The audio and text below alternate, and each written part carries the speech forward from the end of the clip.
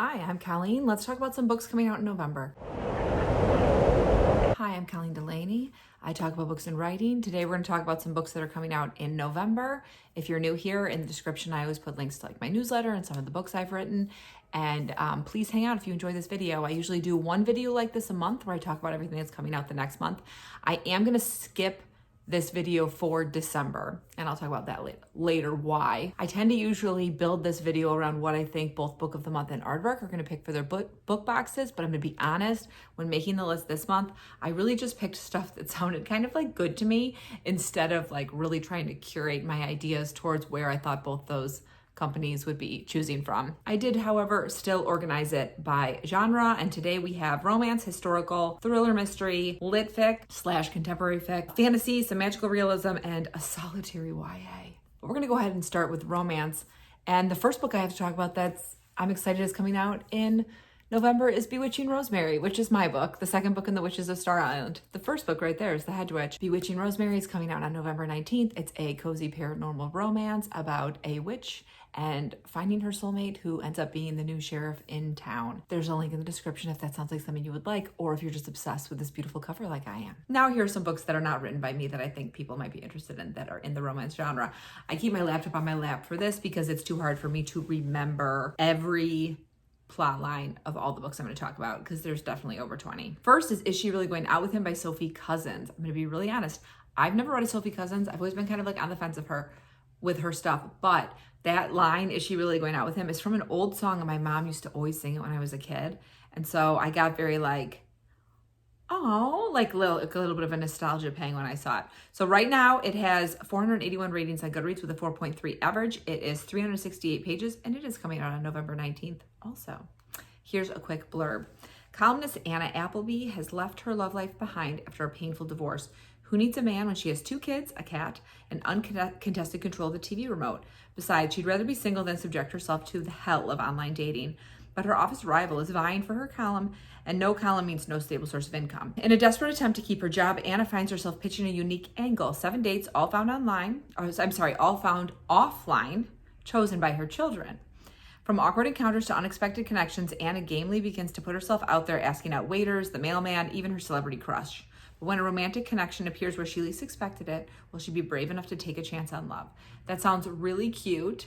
I also really like, one of my kids said to me like 3 years ago, do you have to get married?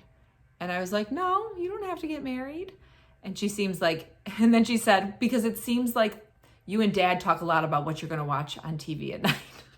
I was like, it's true, you do have to pick a show. So I thought that was a cute line. I think that'll be a cute book, and I think a lot of people will really like it. Next, I have A Legend in the Baking by Jamie Wesley. It currently has 199 ratings on Goodreads with a 3.69 average, and it is going to be 336 pages and come out on November 19th. It is the second in a series, but I'm going to be honest, I don't think that really matters in terms of being able to follow the story just from the blurb. August Hodges was supposed to be the silent partner in Sugar Blitz Cupcakes. Emphasis on silent. That is until his impromptu feminist rant about how women bakers are the backbone of the industry and baking cupcakes isn't a threat to masculinity goes viral, making him the hottest bachelor in town. With the new location in the works, August and his partners decide to capitalize on this perfect opportunity to help cement their place in the community. But the hiring of his best friend's younger sister, the woman who has haunted some of his best dreams for years, was as much of a shock as his newfound fame. Social media manager Sloane Dell fell hard for her brother's best friend from the moment she met him more than a decade ago, but that teenage infatuation cost her dearly. Still, she accepts her brother's request to revamp the bakery's social media presence to take advantage of August's newfound popularity, knowing it's the big break her fledgling career needs. She'll just ignore the fact that August is still August, i.e. sexier and sweeter than any man has the right to be, and that he drives her crazy with his resistance to all her ideas. They vow to leave the past in the past, but when an explosive makeout session makes it clear their attraction burns hotter than ever, Sloane and August are forced to reconsider what it means to take a risk and chase your dreams.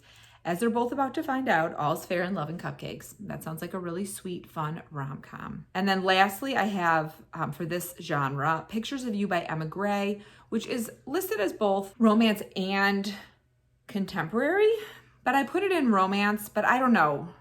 You'll tell me what you think. I feel like maybe the cover is saying more contemporary to me, contemporary fiction than romance fiction, but we'll see what you all think. It currently has 47 ratings on Goodreads with a 4.4 average. It is going to be 416 pages, and it's coming out on November 12th. The 416 also is what makes me think maybe contemporary versus romance. When Evie Hudson wakes in an unfamiliar hospital room, she thinks she's fresh out of a teenage party with her best friend Bree. Except Bree isn't around anymore and high school was years ago. Evie had just survived the crash that killed her husband Oliver, whom she can't remember either. After suffering a traumatic loss of a memory, she's left to connect the dots, but how? Drew, a promising photographer whose chance encounter with Evie unravels the elusive details of her marriage and her husband's death. As Drew watches Evie stitch the story of her life together, secrets emerge that might shatter both of their worlds. This tangled second chance romance leads Evie to question every decision she has ever made.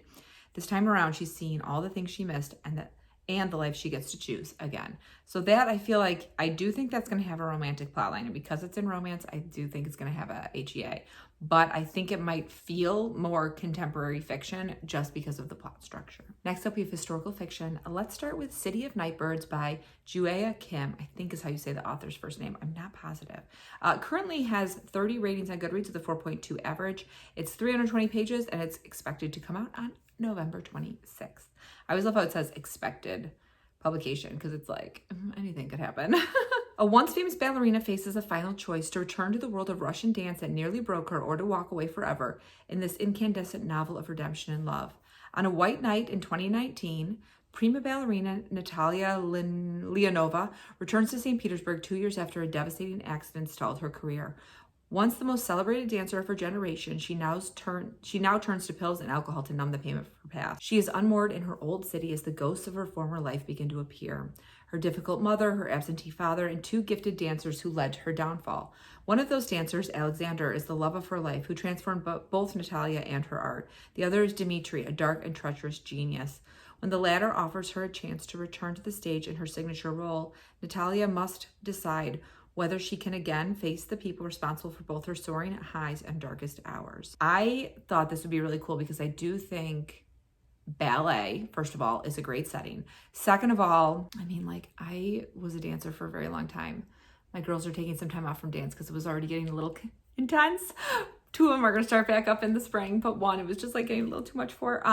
But I do always think of like November, December as like a time to read books about dance because of the Nutcracker, specifically ballet. But how it said it earlier, on a white night in 2019, I actually was in St. Petersburg on a white night, which is when they have the midnight sun. It's gorgeous. It was a long time ago in a different life. Next up for historical fiction, I have Time of the Child by Niall Williams. I think you say Neil. It's Niall. Isn't that Niall or Neil? I can't remember. It currently has 27 ratings on Goodreads with a 4.22 average. It is 304 pages and coming out November 19th. And here is your blurb. Dr. Jack Troy was born and raised in Faha, but his responsibilities for the sick and his care for the dying mean he's always set himself apart from the town. His eldest daughter, Ronnie, has grown up in her father's shadow and remains there, having missed one chance at love and passed up another offer of marriage from an unsuitable man. But in the Advent season of 1962, as the town readies itself for Christmas, Ronnie and Dr. Troy's lives are turned upside down when a baby is left in their care. As the winter passes, father and daughter's lives, the understanding of their family, and their role in the community are changed forever. So it's a small town in Ireland. It's got that Christmassy, wintry feel, and that just felt like a book that... So oddly, this is like so weird that stuff like this happens, but like this is a book I would have bought my grandma for Christmas. My grandma died like in 2009, I think, a long time ago. But whenever I read a blurb like that, I'm like, oh, she would have loved that book. Now let's talk about what I'm probably most excited for in the historical fiction category. And it's Eleanor of Aignan. It currently has 49 ratings on Goodreads with a 4.57 average. It's coming out on November 5th and it is 320 pages. I think I forgot to say the author. It's by Elizabeth de Lozier. Provence 1347, Eleanor Blanchette is a midwife and budding herbalist with remarkable skills, but she knows all too well from her late mother's fate she must be careful to stay within her station. So she quietly accepts her role tending to the pregnant women in her home city of Avignon, spending time with her father and beloved twin sister Margot, and escaping to the surrounding woods to forage for herbs when she can. At the very least, she is determined to preserve the little freedom she does have by staying unwed, unlike Margot, who's about to marry a man with painful connections to their mother's death. Then, in a chance encounter, Eleanor meets Guy de Chauliac. Guigo is his nickname. The enigmatic, I can't say that word. The enigmatic personal physician to the powerful Pope Clement, who against all odds agrees to take her on as his apprentice. Under his tutelage, a whole new world opens to Eleanor, a world of status, wealth, and fascinating medical cases. But just as she starts to settle into her new position, the much-feared plague hits Europe, making Eleanor and Guigo's work more urgent than ever. And as if that weren't enough, the disgraced Queen Joanna of Naples arrives in Avignon to stand trial for her husband's murder, and she is pregnant and in need of a midwife, a role only Eleanor can fill. As the Black Death spreads like wildfire, leaving half the city dead in its wake, and as the Queen's childbirth approaches, Eleanor finds herself battling what seems to be an unwinnable war. All the while, the people of Avignon are becoming more and more desperate for a scapegoat, and a group of religious heretics launch a witch hunt, one that could cost her everything. That's like such my cup of tea. I do have a plague book I'm reading this month that I haven't started yet. Well, I read the first chapter, The Stone Witch, and but like that sounds really good. If Book of the Month picks that, I'm gonna buy it. And lastly, for historical fiction, I have The Sunflower House by Adriana Allegri. It currently has 292 ratings on Goodreads with a 4.62 average. It's coming out November 12th, and it is 336 pages. In a sleepy German village, Alina Strauss's life seems idyllic. She works at her uncle's bookshop, makes strudel with her aunt, and spends weekends with her friends and her fiancé. But it is 1939, Adolf Hitler is chancellor, and Alina's family is hiding a terrifying secret. Her birth mother was Jewish. One fateful night, after losing everyone she loves, Alina is forced into service as a nurse at a state-run baby factory called the Hochland Home. There she becomes both witness and participant to the horrors of Himmler's ruthless eugenics program. The Sunflower House is a meticulously researched debut novel, and then the rest of it goes into how much research the author put onto it. I will not read this because I don't really read World War II stuff, and this sounds a little too dark for me. But an interesting thing is about the author, it says she's a first-generation American whose parents lived in Europe before, during, and after World War II. So it sounds like she probably has some firsthand interviews she's done with people who were there during the war. Now let's talk about some thrillers and mysteries. I'm gonna start with April Storm by Layla Meacham. I'm not gonna lie, the cover definitely caught my eye.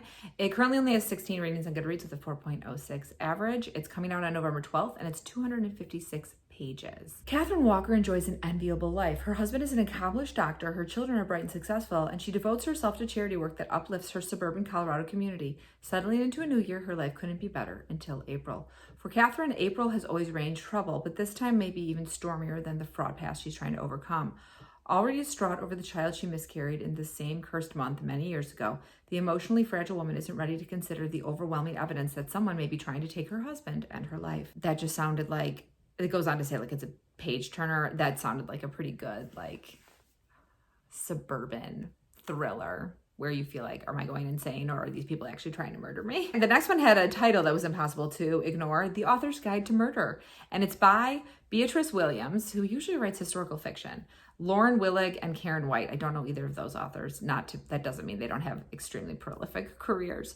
Currently has 109 ratings with 3.69 average. It's coming out on November 5th, and it's 416 pages. There's been a sensational murder at historic Castle Kinloch, a Gothic fantasy of grey granite on a remote island in the Highlands of Scotland. Literary superstar Brett Saffron Presley has been found dead under bizarre circumstances in the Castle Tower's bookline study. Years ago, Presley purchased the castle as a showpiece for his brand and to lure paying guests with a taste for writerly glamour. Now it seems the castle has done him in, or possibly one of the castle's guests has.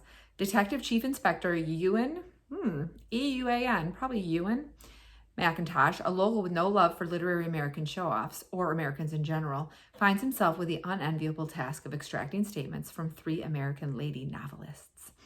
The prime suspects are Kat de Noir, a slinky, sexy erotica writer, Cassie Pringle, a Southern mom of 6 juggling multiple cozy mystery series, and Emma Endicott, a New England blue blood and author of a critically acclaimed historical fiction. The women claim to be best friends, writing a book about the castle's lurid past and its debauched laird, who himself ended up creatively murdered. But the author's stories about how they know Brett don't quite line up, and the detective is getting increasingly suspicious.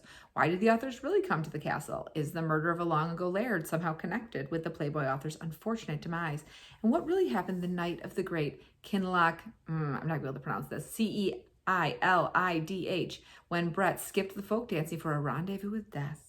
A crafty locked room mystery, a pointed satire of the literary world, and a tale of unexpected friendship and romance. That just sounded super fun and super cozy. I like this because literally it's mystery fiction cozy. I was thinking about how it's so funny that like in literature, like stuff where people get murdered, I'm like, oh, I just want to read like a cozy murder mystery. Next, we have You Cant Hurt Me by Emma Cook. It has 18 ratings at 3.72 average, and it is coming out on November 5th, and it is 304 pages. Meet Eva, who can't feel pain, and Anna, who can't escape it. Everyone has heard about the case of Eva Reed. Ever since she was born, she's felt nothing. She can get a paper cut, break a limb, and even give birth without feeling a single thing.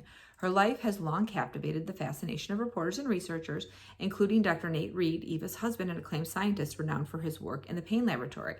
Among them also is Anna Tate, a ruthless journalist with a dark past of her own. When Eva is suddenly found dead inside her home, it raises a flurry of questions around the last night of her life and who might have been involved.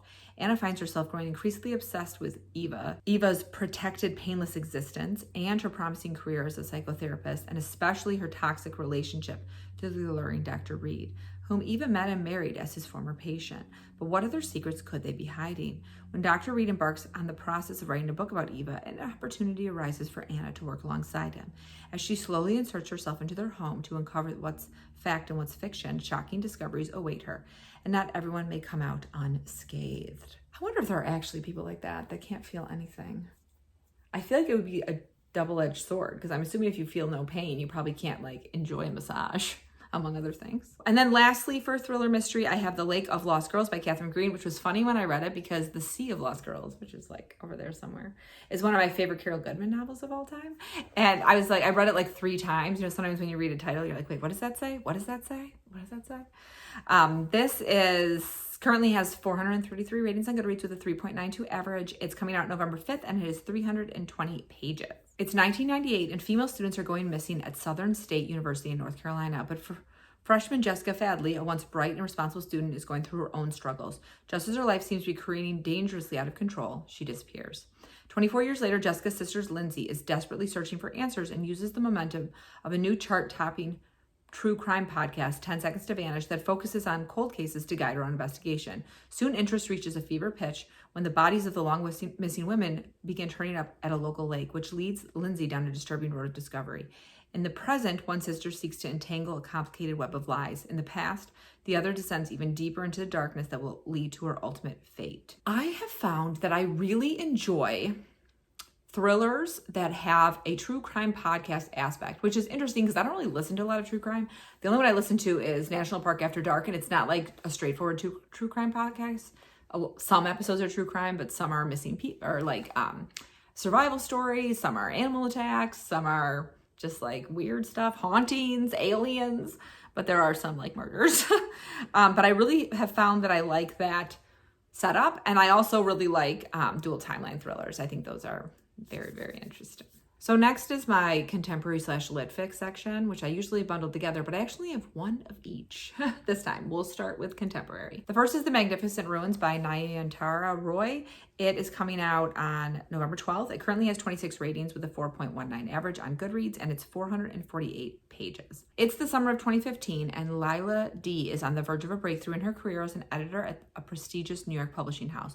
But when she gets a call from her mother in India informing her that she's inherited her family's sprawling estate, she must confront the legacy of an extended family she thought she left behind 16 years ago. Returning to Kolkata reunites Lila with her mother after a decade of estrangement, and then there are her grandmother, her aunts and uncles and cousins, all of still who live in the house, all of whom resent her sudden inheritance. To make matters more complicated, her first boyfriend seeks her out when she arrives, and her star author and occasional lover is suddenly determined to make things more serious. As Lila tries to come to terms with both past and present, long-suppressed secrets from her family emerge, culminating in an act of shocking violence, and she must finally reckon with her inherited custom of keeping everything under the surface. I feel like if you really like complicated family stories, you'll like that one. And then secondly, for Litfic, I have Lazarus Man by Richard Price. It is 39 ratings on Goodreads with a 3.97 average. It's coming out on November 12th, and it's 352 pages. The blurb is written similarly to what I would expect the text is, and as Litfic, it's like a little bit of an odd cadence, or like, what's the right word? Rhythm. So bear with me. Boom, a June morning on Frederick Douglass Boulevard in Harlem. Suddenly, where a 5-story building has stood is nothing but fuming low hills of rubble. The cars parked in front, pancaked and coated in ash. Sirens, havoc, confusion, destruction, and people missing. Richard Price, our greatest chronicler of the city today, describes the effect of the disaster on the outer and inner lives of a rich, compelling group of characters. Anthony Walker is pulled from the rubble and miraculously survives to find himself inspired by a religious sense of a mission. Royal Lyons, who owns a failing funeral parlor, discovers a new lease on life. And Mary Rowe, a hard-bitten NYPD detective, embarks on a personal quest to find a man who's missing. Richard Price was a writer on The Wire, so I think it's going to have like this like gritty feel to it, and we'll see. We'll see what people think. Now let's move on to fantasy, and we're going to start with The City and Its Uncertain Walls by Haruki Murakami. It has you have to love Murakami. It has 4,115 ratings on Goodreads with a 3.81 average. Now this has been out, but not in English. So it came out on April 13th of 2023 in Japan, and then it's coming out November 19th in America in English, which I'm surprised it took that long for them to translate because he's pretty popular here. It's 464 pages. Okay. There's like barely a blurb, probably because he's so famous. It just says the long-awaited new novel from Murakami, his first in 6 years, revisits a town his readers will remember, a place where a dream reader reviews dreams and where our shadows become untethered from ourselves. A love story, a quest, an ode to books and to the libraries that house them, and a parable for these strange post-pandemic times. The City and Its Uncertain Walls is a singular towering achievement by one of modern literature's most important writers. It has so many reviews of people who read it in Japanese. I don't particularly want to read any of the reviews. They are all over the place, which I feel like happens when you're a famous author. There's going to be a ton. The only person I have in common on Goodreads gave it 5 stars. So let's go with that. There's very few 1-star ratings, mostly 4-star ratings, a lot of 5s, a lot of 3s, a few 2s. Think of it that way. Because when you say there's over 4,000 ratings, it's like, whew. That book's not even out yet. Here. Next for fantasy, I have The Courting of Bristol Keats by Mary E. Pearson. It has 445 ratings on Goodreads with a 3.8 average. It's coming out November 12th. It's 560 pages, so it's a bit of a chunker. But it says right away that it is a fantasy, romantasy adult, not YA. After losing both their parents, Bristol Keats and her sisters struggle to stay afloat in their small, quiet town of Bowskeep. When Bristol begins to receive letters from an aunt she's never heard of who promises she can help, she reluctantly agrees to meet and discovers that everything she thought she knew about her family is a lie. Even her father might be still alive, not killed by kidnapped by terrifying creatures to a whole other realm, the one he is from. Desperate to save her father and find the truth, Bristol journeys to a land of gods and fae and monsters. Pulled into a dangerous world of magic and intrigue, she makes a deadly bargain with the Fae King Tegan. But what she doesn't know is that he's the one who drove her parents to live a life on the run, and he is just as determined as she is to find her father, dead or alive. And this is a first in the series. Next, I have The Serpent and the Wolf by Rebecca Robinson. It has 200 ratings on Goodreads with a 4.32 average. It's coming out November 19th. And it is 352 pages. All her life, Vasa Kozar has been sharpened into a blade. After losing her mother, her only remaining parent, to a mysterious dark magic that has since awakened within her, Vasa is certain death looms. So is her merciless brother, who aims to eliminate Vasa as a threat to his crown. In one last political scheme, he marries her off to Reed of Mere, a ruthless foreign ruler, in hopes that he can use her death as a rallying cry to finally invade Reed's nation. All Vasa has to do is die. But she is desperate to live. Vasa enters her new marriage with every intent to escape it, wielding the hard-won political prowess and combat abilities her late father instilled in her. But to her surprise, Reed offers her a deal, help him win the votes to rise in power, and she can walk free. In exchange, he will share his knowledge about the dark magic running through her veins and help keep it at bay. The proposal may be too good to refuse, yet Vasa and Reed's undeniable attraction threatens to break the rules of their engagement. As her brother's lethal machinations take form, everything is at stake. Vasa must learn to trust her new husband, but how can she, especially when their perfect political marriage begins to feel like the real thing? So definitely romantasy again, which, everybody loves romantasy right now. It's so funny to me because, I was obsessed with romantasy in, the early 2000s, and there were not a lot of options. Next, we have We Shall Be Monsters by Alyssa Wees. It has 97 ratings on Goodreads with 3.99 average. It's coming out November 12th, and it's 320 pages. Gemma lives with her mother in an isolated antique shop in Michigan near a small patch of woods that conceals an enchanted gateway to fairyland. She knows she's not supposed to go into the woods, yet her mother Virginia has warned her multiple times about the monsters that lurk there, and yet defiantly, curiously, she goes anyway. Virginia understands her daughter's defiance. She knows the lure of the woods all too well. Her own mother warned her about the monsters that reside there, and she also didn't listen until a witch cursed her true love, Ash, Gemma's father, into the form of a beast in the days before Gemma's birth. And if Virginia cannot break the curse before her daughter turns 15, Ash will eat Virginia's heart and Gemma will belong to the witch. So Virginia will do what she can to protect her daughter, even if it means stealing Gemma's memories away. But everything changes when Gemma inadvertently gets too close to the truth and the witch steals Virginia away instead. Now it is up to Jenna to venture deep into the Feylands to try and rescue her mother and break the curse. So this sounds like definitely a fairy tale retelling, not specific one, like a little bit of Rapunzel and a little bit of Beauty and the Beast maybe. Sounded very fun. And then lastly for fantasy, this book, I wouldn't be surprised if this is our next Legends and Lattes, Tea Dragon Society, cozy fantasy. It's called The Teller of Small Fortunes by Julie Leong. It has 180 ratings on Goodreads with a 4.41 average. It's coming out November 5th, 336 pages. Tao is an immigrant fortune teller traveling between villages just with her trusty mule for company. She only tells small fortunes, whether it will hail next week, which boy the barmaid will kiss, when the cow will calf. She knows from bitter experience that big fortunes come with big consequences. Even if it's a lonely life, it's better than the one she left behind, but a small fortune unexpectedly becomes something more when a semi-reformed thief and an ex-mercenary recruit her into their desperate search for a lost child. Soon they're joined by a baker with a need for adventure, need K-N-E-A-D, and, of course, a slightly magical cat. Tao sets down a new path with companions as big-hearted as her fortunes are small, but as she lowers her walls, the shadows of her past are closing in, and she'll have to decide whether to risk everything to preserve the family she never thought she could have. That sounded so lovely. So lovely. I wish that also, this is just an aside, we had more like cozy fantasy visual content, like TV shows, movies. I love fantasy, but I was talking about that with my sister-in-law.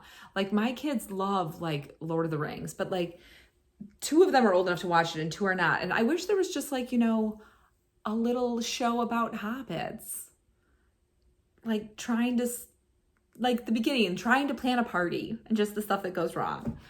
Wouldn't that be nice and cozy? But I do think this is going to be a hit. We'll see. And then lastly, I have one YA book, and it's Where the Library Hides by Isabella Benyes. I just wanted to talk about this one because the first book, What the River Knows, was a book of the month pick. So I believe this is probably going to be an add-on. That's usually what they do with series. The series is called Secrets of the Nile. I read the first one. I didn't love it, mainly to do with my issues I have sometimes with YA. It just like I wasn't jiving with it. But I do know a lot of people that really thoroughly enjoyed it. So I do think that Book of the Month probably will continue with this series.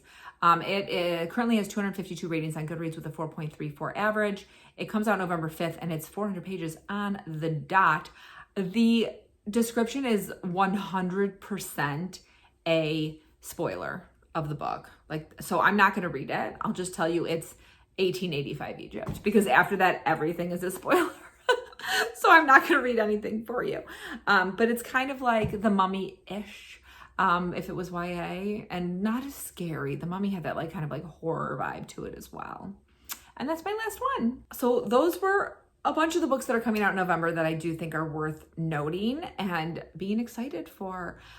If you made it this far in the video, thanks so much for hanging out. What are you most excited for to come out in November? I feel like the end of the year is always like a little bit weird. I'm not planning on doing one of these for December, mainly because I will not get any of the book of the months right, because December is a really weird time for book of the month.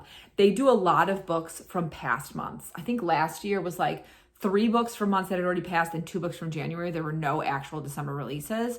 So I'm not going to go through the December releases. Also because November is really, really busy month I try to write a book every November. So these videos take a little longer because they involve a lot of research and not just like pulling stuff out of my brain. If there is a book that you are really excited for and I didn't mention, please put it in the comments. If there's one on this list that you can't wait to read, I'd also love to hear that. And if you made it this far and don't want to write words, please leave me a big stack of book emoji. And as always, I hope you're in the middle of a good book, about to start reading a good book, or about to start writing a great book. I'll see you soon.